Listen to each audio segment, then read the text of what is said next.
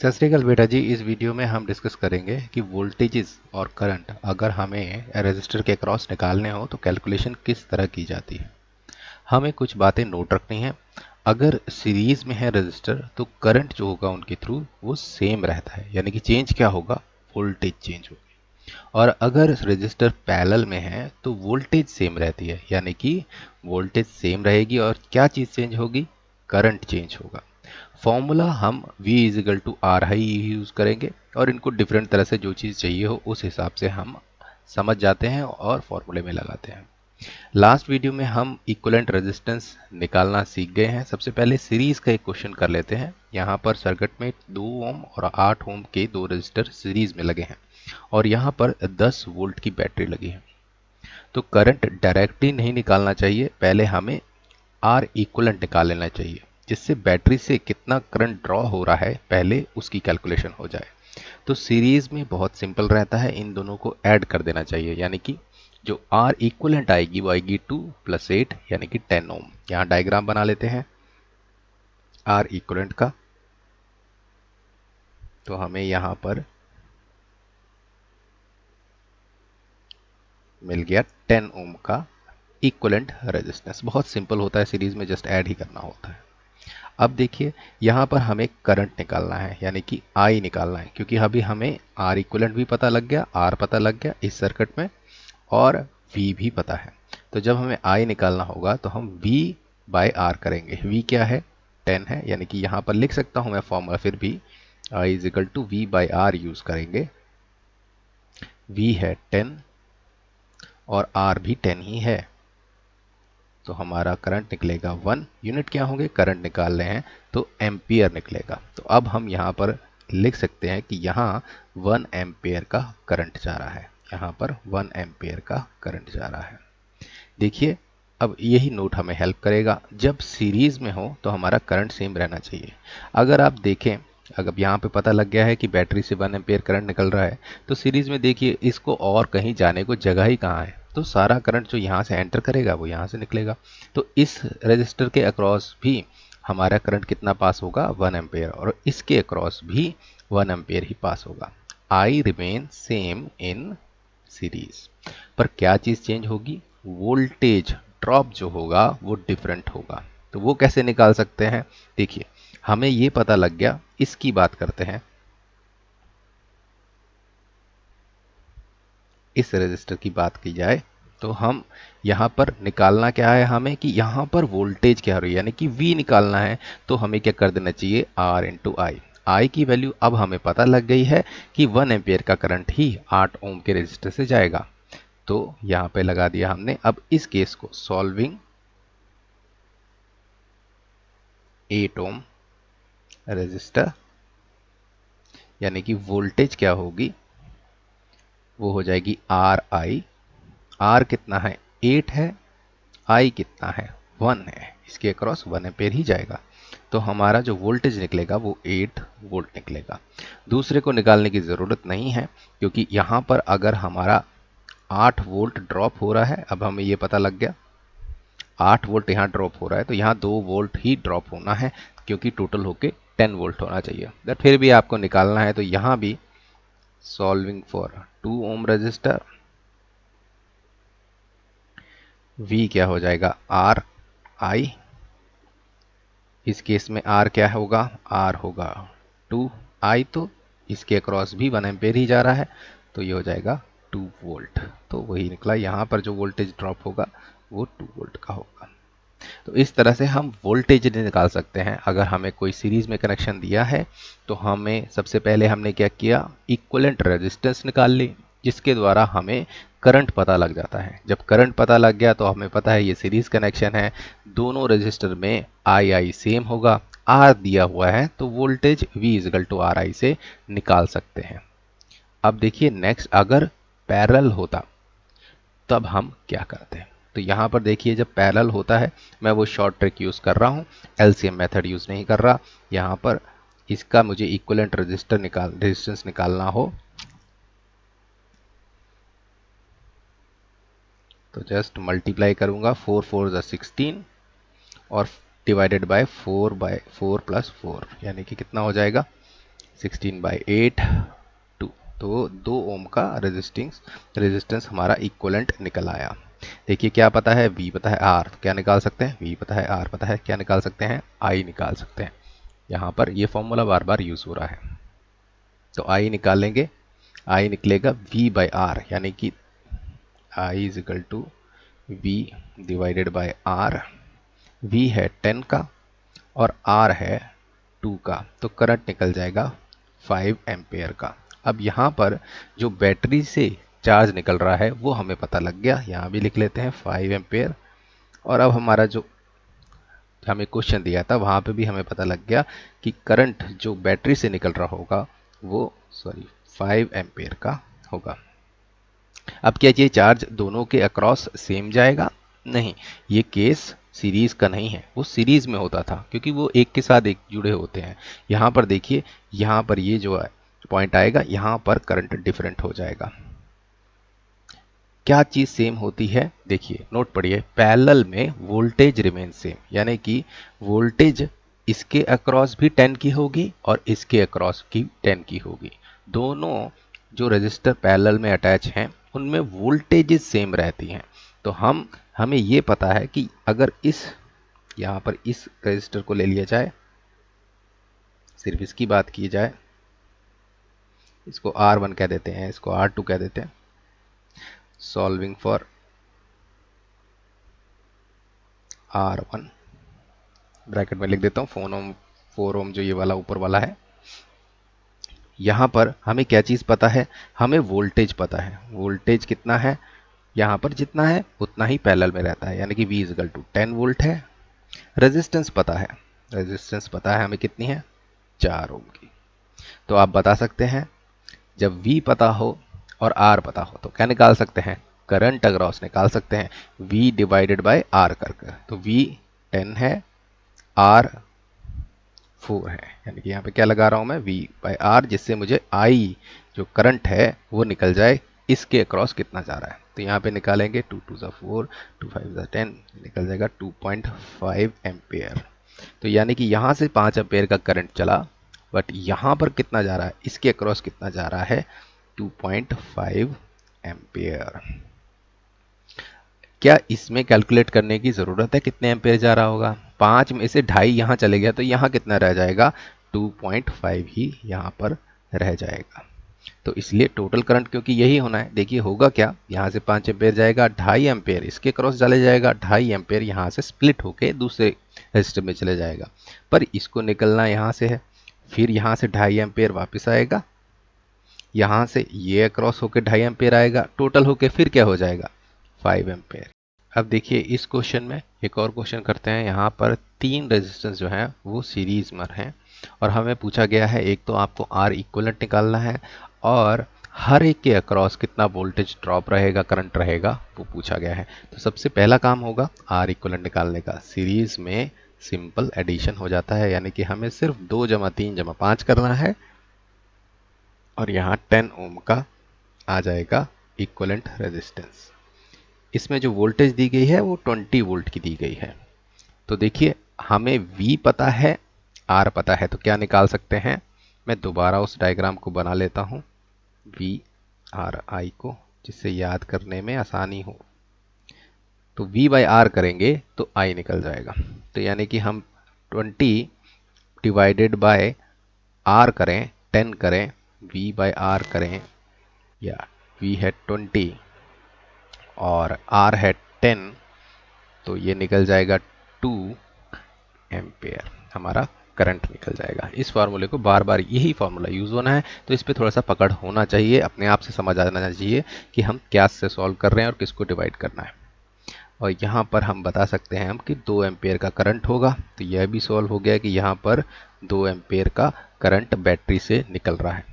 अब देखिए क्योंकि ये सीरीज कनेक्शन है, करंट हर एक के अक्रॉस सेम रहेगा, यानी कि करंट ने तो यहाँ से यहाँ, इसको और कोई जगह तो है नहीं, तो 2 एम्पेयर अगर यहाँ से निकल रहा है और जाएगा कहाँ, सबके अक्रॉस करंट सेम रहेगा। सीरीज में करंट सेम रहता है, वोल्टेज चेंज होती है। तो वोल्टेज किस तरह से निकाल सकते हैं हम देख लेते हैं। सॉल्विंग फॉर 5 ओम रजिस्टर, एक एक करके चलते हैं वोल्टेज के लिए। हमें निकालना है voltage across this capacitor V। V होता है आर आई, देखिए V होता है आर आई, यानी कि R पता है, यस। I भी हमें पता है, अब 2 एम्पेयर का ही होगा, तो R है 5 और I है, करंट है 2 का, तो 10 वोल्ट्स। अब solving for 3 ohm resistor, V हो जाएगा, what is the R3, current तो सेम ही रहना है, तो ये हो जाएगा हमारा 6 वोल्ट। बाकी निकालने की ज़रूरत है, ये तो 16 वोल्ट का ड्रॉप हो गया, तो ये कितना होगा, 4 वोल्ट का, बट फिर भी कर लीजिए solution. V is equal to 2 into current कितना है 2, ये आई हो गया ना, तो यहाँ पे निकल जाएगा 4 वोल्ट। और हमें कैसे पता करा ठीक है हमारी वैल्यूज, क्योंकि टोटल करके जो टोटल हमारे को बैटरी में सप्लाई हुआ है उसकी इक्वल आना चाहिए। तो यहाँ पर अगर हम देखें, हम इस तरह से लिख सकते हैं, यहाँ पे 10 वोल्ट है, इसके अक्रॉस ड्रॉप, इसके अक्रॉस 6 वोल्ट है और इसके अक्रॉस 4 वोल्ट है। इस तरह से हमारे वोल्टेजेस ड्रॉप होंगी। करंट पूछा जाए वो सेम ही है, 2 एम्पेयर तीनों के अक्रॉस। अब पैरेलल का केस कर लेते हैं।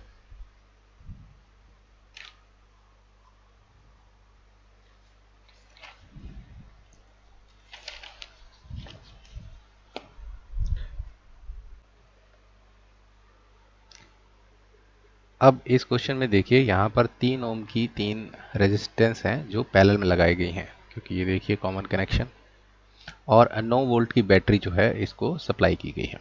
तो हमें इक्विवेलेंट रेजिस्टेंस निकालनी है पहली बात, और उसके बाद हमें ये निकालना है कि करंट कितना पास करेगा, वोल्टेज क्या होगी हर एक कैपेसिटर में।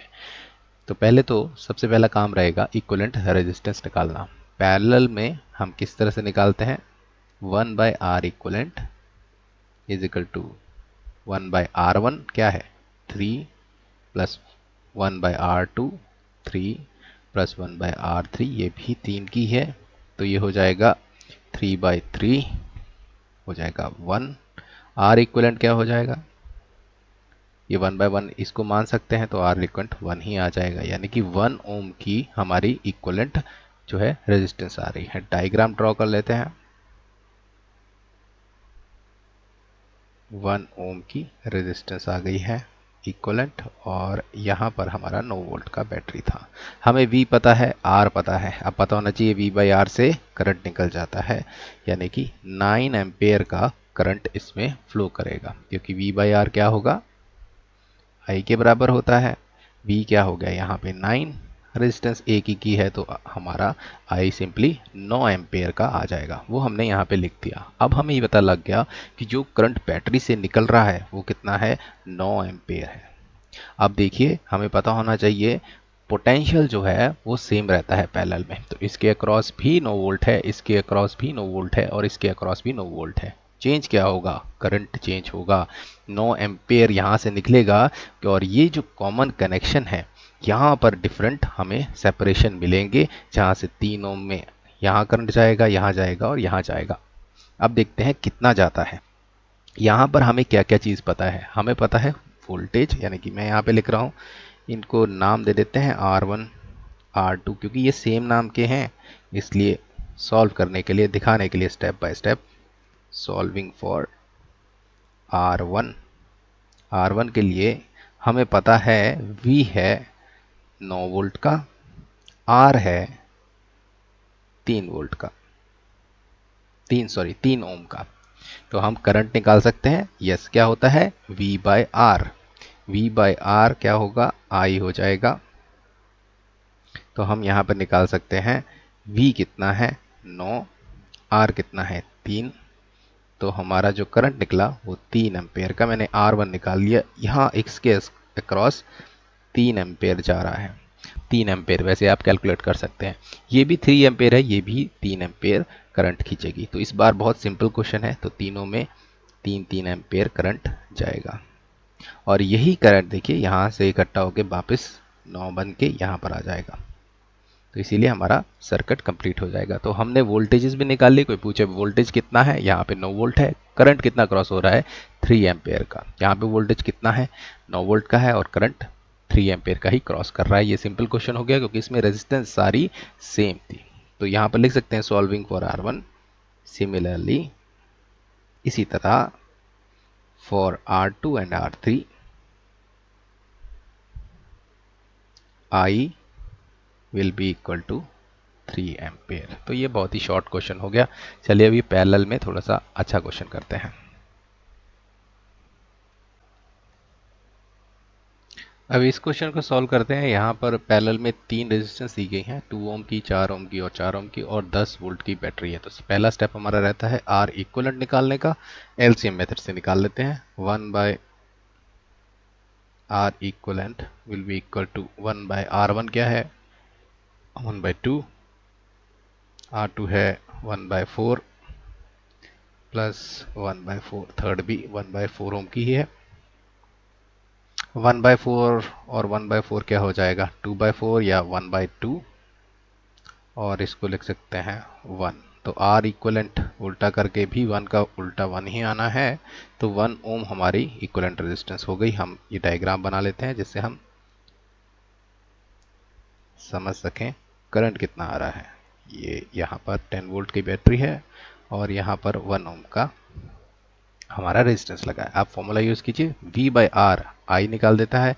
तो यहाँ पर 10 डिवाइडेड बाय 1 क्या हो जाएगा, 10 एम्पेयर का करंट है। तो हमें मिल गया बैटरी से कितना करंट जा रहा है, 10 एम्पेयर। तो इक्विवेलेंट जब भी हम पहला स्टेप निकाल रहे हैं, एट लास्ट एक तो ये बता देगा कि ये तीनों जो पैरेलल में लगे हैं इफेक्टिवली कितना रेजिस्टेंस दे रहे हैं, और दूसरा कितना करंट बैटरी से पुल हो रहा है, जा रहा है। तो यहाँ पर बैटरी से 10 एम्पेयर निकल रहा है। करंट पैरेलल में डिफरेंट होता है, वोल्टेज सेम होती हैं। तो यहाँ पर अगर मुझे निकालने को कोई बोले 2 ओम, यहाँ पे इसके अक्रॉस कितना वोल्टेज है, सेम जो यहाँ बैटरी का है, डायरेक्टली कनेक्टेड है, तो ये भी 10 वोल्ट का है।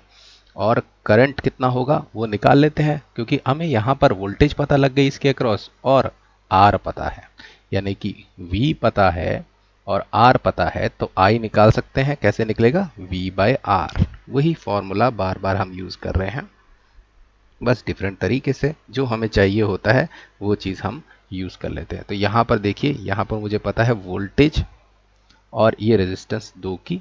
तो अगर मैं V बाई आर कर दूं तो I यानी कि इसके अक्रॉस, इस रजिस्टर के अक्रॉस मुझे करंट मिल जाएगा। कितना होगा, उसी तरह से स्टेप बाय स्टेप करते हैं। Solving for 2 ohm resistor, V is equal to 10 volt क्योंकि पैरेलल में है, R तो 2 का है, I हमें पता नहीं, निकाल लेते हैं। I होता है V बाय आर। V होगा 10 का, R होगा 2 का, यानी कि 5 एम्पेयर। तो 5 एम्पेयर का करंट यहाँ पर जा रहा है इसके अक्रॉस। चलिए दूसरे को सॉल्व करते हैं। दूसरे को सॉल्व करते हैं। Solving for 4 ohm resistor. हमने क्या करना है, 4 ओम के लिए हमें पता है यहाँ भी वोल्टेज उतना ही है। अब मैं डायरेक्टली V बाई आर निकाल रहा हूँ। यही स्टेप इस पर दोहराए जाएंगे। V कितना है, 10 का, और R कितना है, 4 का। 2 2 4, 2 5 10, 5 बाई 2 क्या होता है, 2.5 एम्पेयर। तो यहाँ चले जाएगा 2.5 एम्पेयर। क्या ये निकालने की ज़रूरत है इसके अक्रॉस कितना होगा, देखिए 10 में से 5 यहाँ गया, 5 रह गया, 5 में से 2.5 यहाँ चले गया, तो बाकी इसके पास कितना रह गया है, 2.5 रह गया। तो ये कैलकुलेट करने की ज़रूरत होती नहीं है। अगर कैलकुलेट करेंगे तब भी, क्योंकि ये 4 ओम ही है, तो सेम ही हमारा आंसर आएगा। यानी कि यहाँ पे लिख सकते हैं similarly for 4 ohm last 4 ohm resistor 2.5 ampere. ये